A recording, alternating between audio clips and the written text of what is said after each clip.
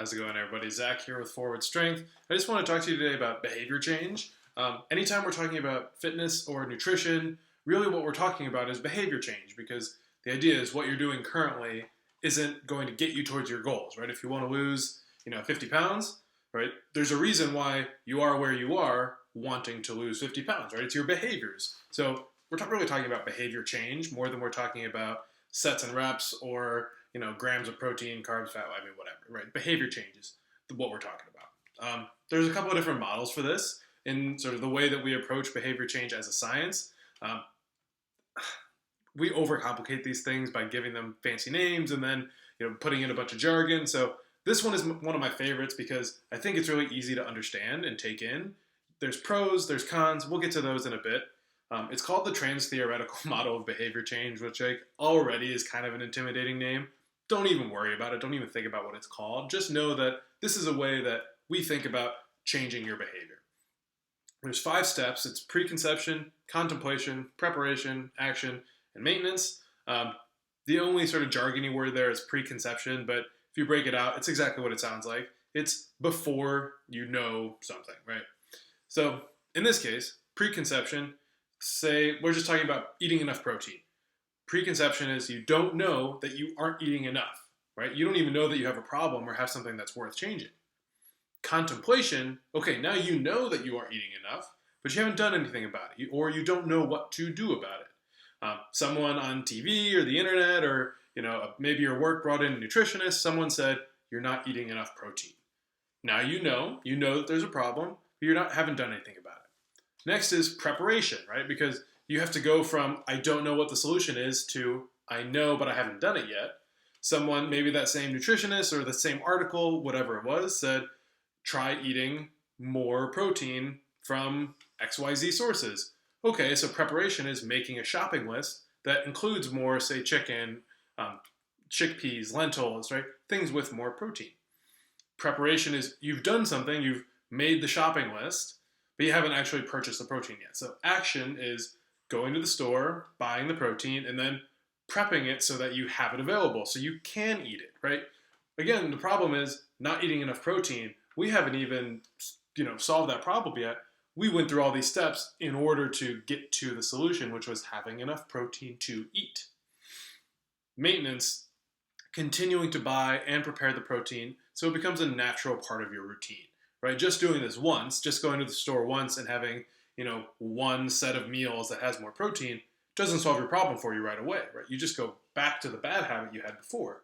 Not bad habit, but the one that wasn't sufficient for your goals. So maintenance is consistently doing this solution, this new behavior, until you solve the problem that you had and get to where you want to be. So again, preconception is you didn't know that you aren't eating enough protein. Contemplation is know that you aren't eating enough protein but haven't done anything about it yet. Making a shopping list that includes more protein or from whatever source. Action is buying and preparing that protein and then eating it. And then maintenance is continuing to buy and prepare and eat that protein so it becomes a natural part of your routine. Right? So it's pretty easy to visualize this whole process. That's one of the pros is it's a good way of simplifying this decision-making process so it's easy to understand. Another pro is that it's easy to relate to everyday life, right? Like we took all of these different steps and gave them an everyday life scenario. Some of the cons here is it's overly simple. It is. It doesn't take into account external drivers like social pressure or tradition. So maybe you're from, your family growing up, your parents always ate vegetarian. I don't know. So eating enough protein would be more difficult. It would require a different sort of set of rules than just go to store, buy more protein, right? That's not necessarily enough. We need to be careful with vegetarian diets and getting enough protein. Not careful like it's bad, but there's more thought that goes into it. And that's not in this super simple 5-step phase. Maybe, someone at some point, maybe you were watching TV and someone in a white coat with a stethoscope said, protein is bad. Okay, you have to overcome this previous belief in order to make the change that we're talking about. And whatever it is, right? So there's no step in here from these 5 steps that is overcome previous beliefs, right? So it's not necessarily the only way of thinking about behavior change. but it is one that I think is pretty easy to see sort of step by step. Again, a problem here is that it looks linear. It looks like you go from sort of step 1, 2, 3, 4, 5, but that's not really how sort of it works in reality.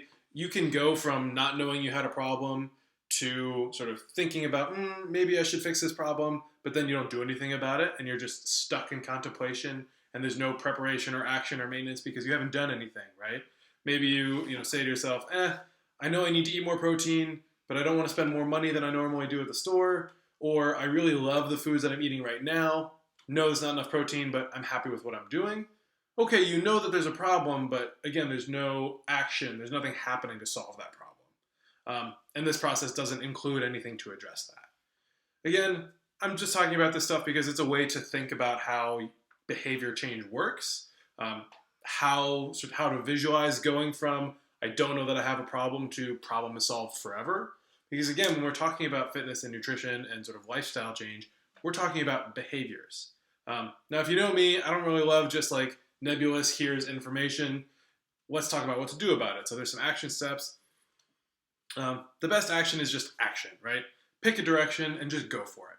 You will make mistakes. That's inevitable. So lean into learning and take responsibility for your own health, right? So if we're talking about, protein consumption is a super easy sort of tangible thing, is eat more protein. Pick something that you like. Try a bunch of different things if you don't know what you like, and then you'll find something that works for you, right? Maybe it's chicken, maybe it's turkey, maybe it's lentils or chickpeas. I don't know. Find something, give it a try. If you don't like it, try something else. If you don't like it, try something else. And just attack the problem. That's really the best way to go about it. Now, if you don't know what your problem is, right? If you didn't know that you weren't eating enough protein, you thought you had plenty, that's kind of hard because you don't know. And that's where self-education comes into play and sort of critical thinking and saying, but if someone is telling me that oxygen is poisonous, that probably doesn't make sense, right? Being able to apply sort of general logic to someone's suggestions, because if someone said, you should go on the all sugar diet, it's going to make you healthier, right? Pretty obviously, that's a bad idea. So use your critical thinking skills, say what sounds logical and reasonable, maybe even do some more research. I kind of wish this contemplation phase had sort of a research element so you can think about sort of what are the overarching principles that I should be thinking about when I'm thinking about fitness and nutrition and behavior change. But just do something. Do something and try it and learn your lesson, learn from your mistakes, and do something else. And then do something else. And then we can start to bring in this sort of 5-step approach that's a little bit more linear. It goes from not knowing you have a problem to problem solve forever.